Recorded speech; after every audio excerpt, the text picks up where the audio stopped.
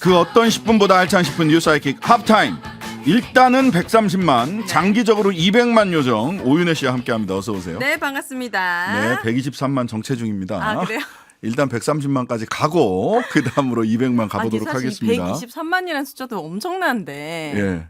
엄청나잖아요. 우선 너무 감사드립니다. 아, 그럼요. 네. 당연히 감사드리는데 네네. 시간이 좀 오래 걸린다. 네, 좋습니다. 머물 만큼 머물렀다.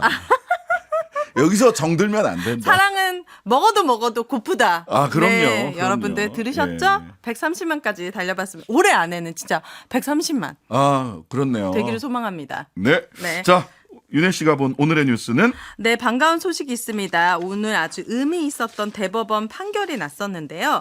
가습기 살균제로 인한 경증 질 환자도 이제 배상을 받게 됐었어요. 이게 어떤 거냐고 하냐면 네. 이 단계가 가습기 살균제 피해자의 등급을 나눴었어요. 정부에서. 인과관계가 거의 확실하면 1단계, 가능성이 높으면 2단계, 가능성이 낮으면 3단계. 예를 들어서 3단계가 어떤 거냐면 71세 김모 씨가 네. 2007년도부터 2011년까지 가습기 살균제 옥시 싹싹 뉴 가습기 당번을 사용을 했습니다. 4년 동안.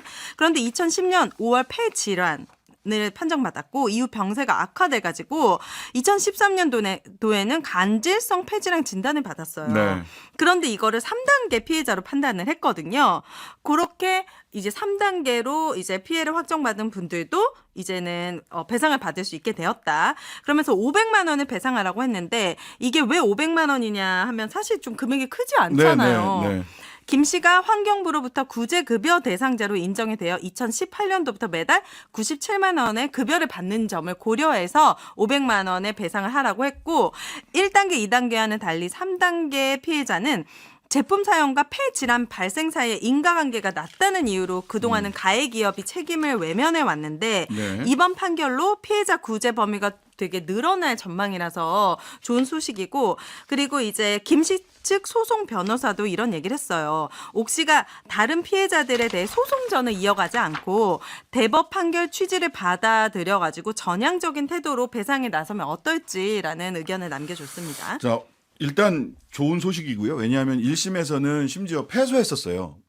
패소했다가 2심에서 승소를 했고 일부 승소죠. 원래 더 네. 많은 액수를 요청을 했는데 네. 청구를 했는데 일부 승소를 했고 대법원에서 확정이 됐으니까 일단은 좋은 소식입니다. 하지만 그러한가 다른 의미들을 몇 가지 짚어봐야 될 것 같아요. 네. 저는 이제 법률가니까 이 어떤 법을 적용을 했느냐 하면 제조물 책임법이라는 거를 적용을 했어요. 제조물 책임법. 제조물 책임법이 뭐예요? 예, 뭐 제조물이 잘못돼 가지고 어떤 물건을 만들었는데 공산품이 잘못돼서 손해가 발생하면 거기에 대해서 제조사가 책임져야 된다. 이거를 특별히 규정해 놓은 거예요. 근데 이 가습기 살균제 관련해서는 가습기 살균제 피해 구제를 위한 특별법이라는 법이 있어요. 예, 이 법에 따라서 피해를 구제하고 사실관계 조사하고 있거든요. 네. 근데 이게 이제 제조물 책임법보다 특별법의 관계이기 때문에 이게 우선 적용돼야 돼요. 특별법이? 예, 특별법 우선의 원칙이라는 게 있죠. 네. 그런데 가습기 살균제 피해 구제를 위한 특별법이 아니라 제조물 책임법을 적용했다는 얘기는 가습기 살균제 피해 구제를 위한 특별법에 구멍이 있다는 얘기입니다.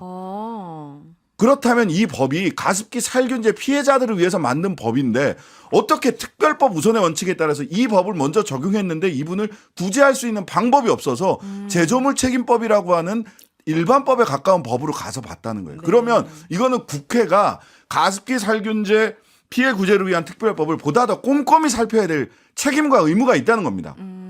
법원에서 네. 사실 이 특별법 살펴보다가 이걸로는 안 되겠다. 야, 제조물 책임법을 한번 볼까? 네. 해가지고 이 법을 적용했단 말이에요.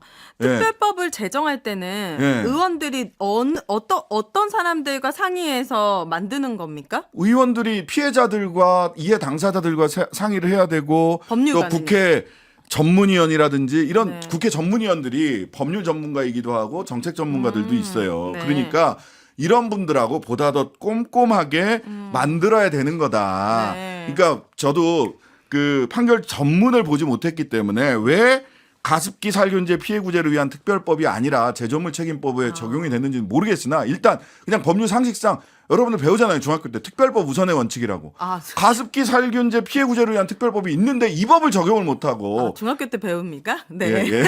일반법이라고 하는 제조물 책임법을 네. 적용을 했다는 것 자체가 이거는 이 그물이 너무 성긴 거 아니냐 이런 생각이 하나가 들고요. 네. 그다음에 두 번째는 옥시가 가습기 살균제는요. 옥시만 있는 게 아니에요. 옥시에서만 만든 게 아니에요. 맞아요. 예, SK케미칼 그다음에 애경산업에서 만든 것도 있어요. 네. 근데 옥시는 이 형사 사건에서 옥시 대표 네. 신현우 전 옥시 대표가 징역 6년을 선고받았어요. 오, 네. 그런데 SK케미칼이나 애경산업 대표들은 다 무죄 받았어요.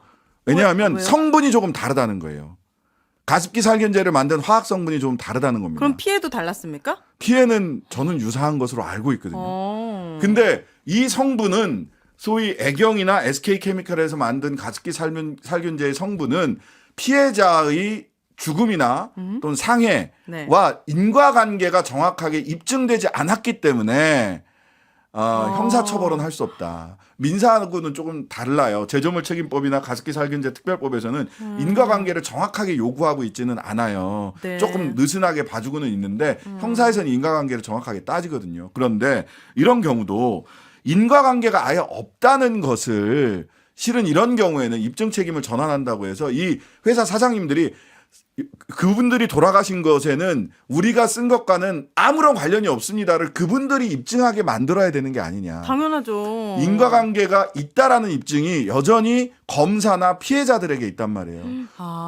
전문가들이 아니잖아요. 이게 약간 의료사고나 급발진 사고랑 마찬가지군요. 그런 피해자가 겁니다. 다 그걸 규명을 해야 예. 되는군요. 물론 이 특별법에 따라서 그 규명의 정도를 많이 완화해줬어요. 많이 완화해줬지만 네. 어쨌든 간에 아직은 우리 피해자들이 전부 다 피해를 회복하는 데는 네. 그들에게 물어야 될 형사 책임이 분명하게 물어지고 있지 않다라는 점 하나. 두 번째는 민사상의 손해배상도 네. 왜 특별법이 있는데 특별법이 이렇게 성기게 돼 있어서 피해자들을 100% 구제하고 있지 못하냐라고 하는 점 등은 이 판결에서도 우리가 짚어봐야 될 점이다. 맞아요. 저는 가습기 살균제 피해가 유독 잔인하고 가혹하다라고 느껴지는 그럼요. 것이 예.